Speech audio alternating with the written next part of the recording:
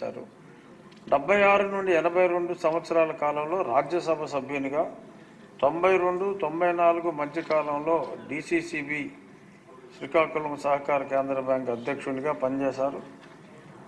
మరలా 94, 99 సంవత్సరాల కాలంలో ఉనుకూరు శాసనసభ నియోజకవర్గం నుండి ప్రాతినిధ్యం వహించారు.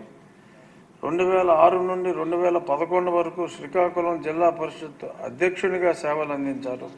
శ్రీకాకుళం జిల్లా అభివృద్ధిలో శ్రీ పాలవలస రాజశేఖరం గారు కీలక పాత్ర పోషించారు.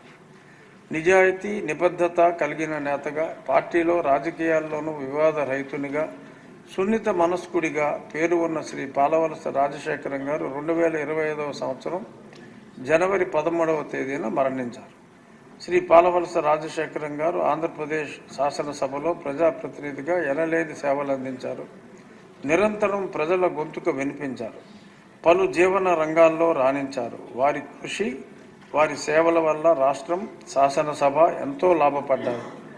వారి సేవలు చిరస్మరణీయం.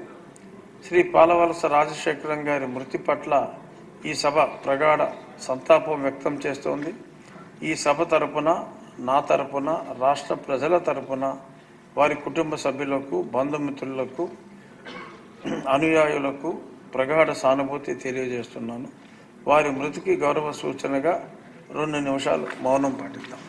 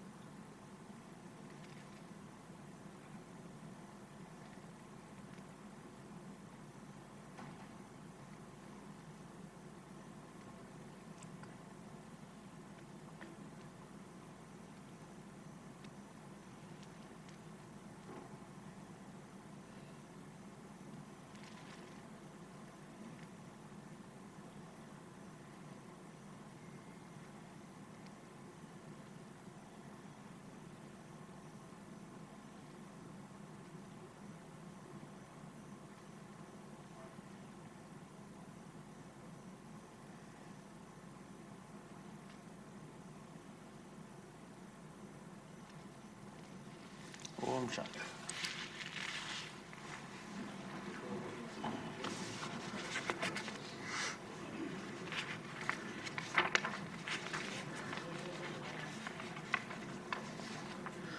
గౌరవ ఆర్థిక శాఖ మంత్రులు సామాజిక ఆర్థిక సర్వే